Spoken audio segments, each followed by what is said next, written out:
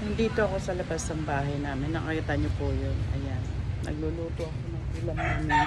Sa kahoy ako nagluluto ng ulam namin kasi para matipid sa gas. Ayan o. Ayan o. Ayan. Wala kami pambili ng gas. Kaya sa kahoy kami nagluluto ng ulam namin. Diyan ko siya niluluto. Kasi sa kahoy kasi masarap din yung sinaing. O diba, pasensya na sa usok naman. Masarap yung sinaing sa kahoy. Diyan kami nagluluto. Ayan. Dito ako sa labas ng bahay. Nagluluto ng aming kakainin. Tapos ayan yung mga basahan. Lalaba. Ayan. Naglabahan din kasi kami kahapon. Ayan ang aming. Tapos yung ulam namin, lulutuin ko din to sa kahoy. Ayan.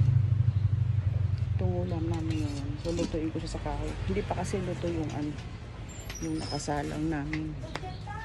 Ganun yung aking pagluluto araw-araw sa labas kami. Ang bahay nagluluto, sa kahoy kami nagluluto kasi wala kaming gas. Mahal kasi ng gas ngayon. Kaya nagkakahoy lang ako. Tapos yung kahoy na binili namin galing sa kapatid ko. Sa kuya ko. Binili ko sa kuya ko.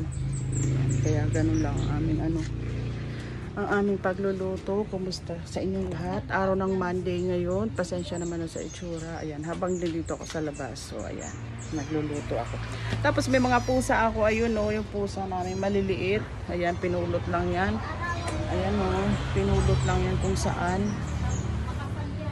Yung mga alaga namin ganyan. Ayan, ang dami naming alaga. Ayun, nagtatanggalan sila ng sinampa. Yan si Tutay, nagtatanggalan sinampay. Ang dami namin nilaban. 2 linggo kasi kami hindi naglaba.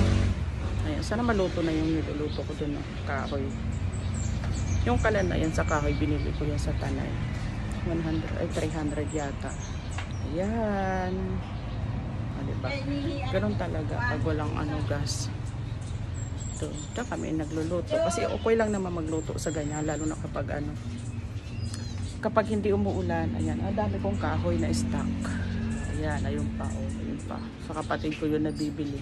Sa mga gustong bumili ng kahoy, meron po yung sa kapatid ko. Ayan, happy Monday everyone. Hi Mingming. Mga lalo. Hi Mingming. So tingnan ko yung aking mga Ayan. O diba, yan po yung mga kahoy namin na ginagamit ko sa pagluluto. Ayan, ayan pa. Yan, nilagay dyan ang pamangkin ko. Tapos ayun na. Mausok nga lang siya. Siyempre, ganun. Tapos mag-aamoy usok tayo. Ganun. Okay lang yan. Ganun talaga. Diba? O siya, sige, bye. Hanggang dito lang muna nagluluto ang inyong Inday. Ayan.